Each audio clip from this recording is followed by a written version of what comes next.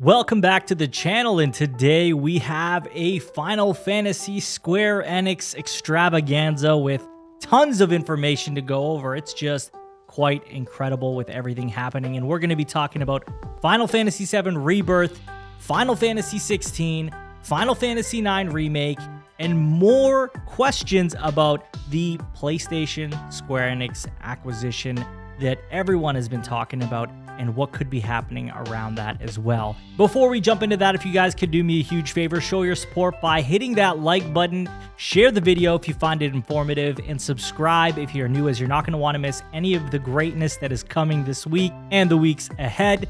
Now let's talk about Final Fantasy VII Rebirth. Now, there has been another obvious, developer comment, and nothing that really sparks my interest, as the question was simply, will Final Fantasy VII Rebirth have any new original music? And the answer was, many new tracks have been created for Final Fantasy VII Rebirth, and we will be making some new arrangements of tracks from Final Fantasy VII Remake as well. And this is quite obvious, right? This isn't going to get any of our sparks flying on this in terms of Rebirth coming around soon. But you know what will? That banner being grayed out on Final Fantasy VII's Twitter page that was not like that prior to, but now is grayed out. So tomorrow is going to be question number 7 and developer comment number 7. And as you guys know, Summer Game Fest is coming tomorrow as well, which we will be streaming. So keep an eye out for that. Come hang out with us for that stream. And it seems like this is looking more and more likely the place that they are going to show Final Fantasy VII Rebirth. I truly believe that this is going to be the location for the initial trailer for Final Fantasy VII Rebirth. Now, it is one of those trust me bro moments, but it is a situation where we've had these developer questions. Like, obviously, this is number 6 today, number 7 tomorrow, and I'm assuming there's only going to be 7. Now, Final Fantasy VII's Twitter account has a grayed banner.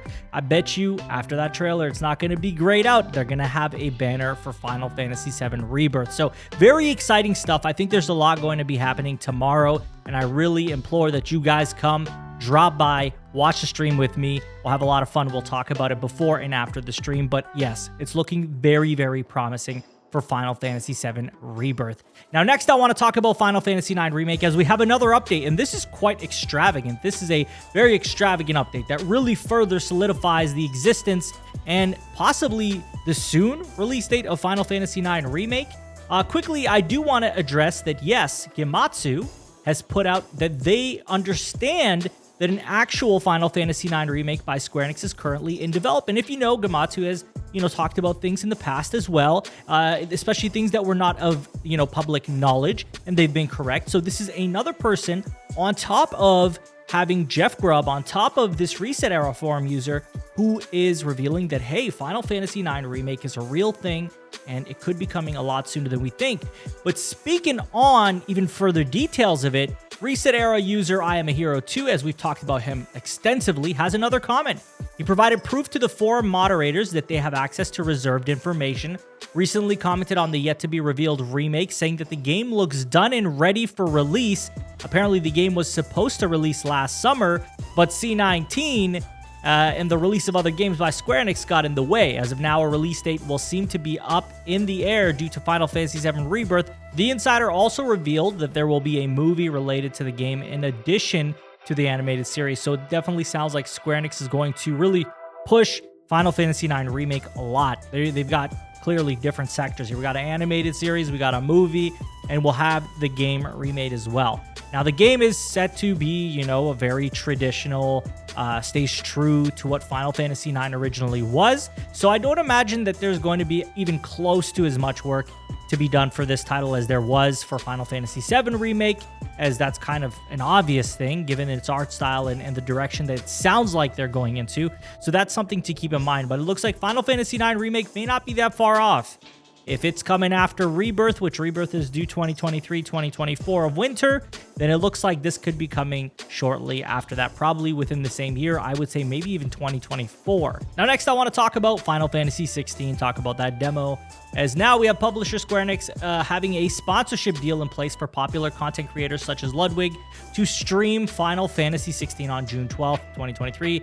As such, it's highly likely that the playable demo is going to hit the PlayStation Store around that same time, and it seems not so crazy. It's pretty clear that that could happen, as they have that event on June 11th. Shortly after that, obviously, we could see that come to the PlayStation Network, as we've seen that the demo is already on the network, given that some people were seeing it appear on their feed, or on their download options, I should say, after pre-ordering the game. So it shouldn't be a shocker that we're going to get a demo, especially since Yoshi P already confirmed that they're going to do a demo. It was just a matter of when it was going to drop. And diving into further partnerships, we have Sony Electronics announcing of an official partnership with Square Enix on Final Fantasy XVI.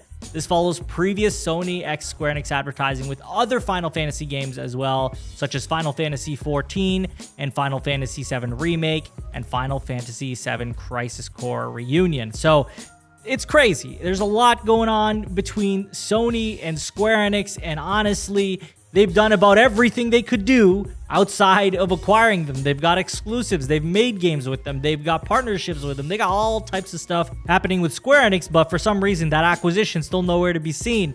And I'm wondering if that's just on the horizon, if we're going to see that happen. And that is pure speculation, to be clear. I am 100% speculating that all these partnerships could be culminating into something deeper down the road.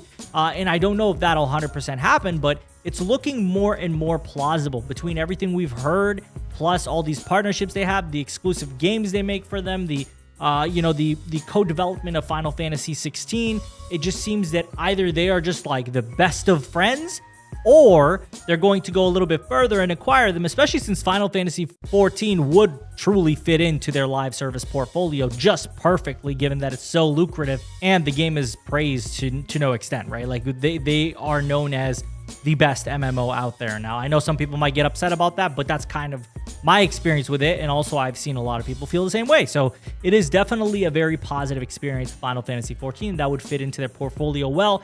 Not to mention, they have Bungie working independently. They are owned by Sony, but they work independently. This could be the same case with Square Enix. It doesn't mean they have to come in-house and everything's got to be exclusive to PS5. I think that if they did acquire Square Enix, that they could very well still make games for Nintendo Switch, and they could very well still make games for PC, not Xbox, because that just doesn't happen already. So I think that it wouldn't necessarily change much in terms of what Square Enix is doing already, but that is also a reason for why people would say that there's no point in acquiring them. But that's just a thought that I have.